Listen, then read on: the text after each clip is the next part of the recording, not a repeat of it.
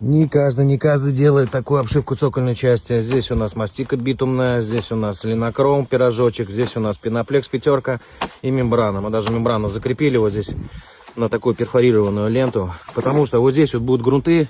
Грунты, они с годами двигаются туда-сюда, и у нас грунты никак не повреждают ни фундамент, ни цокольную часть. Для этого как раз у нас мембрана и пупырчатая, чтобы грунты вот так могли ходить по ней, и никак у нас не ломали ни фундамент, ни кирпич одинарный. И обязательно продыхи, да?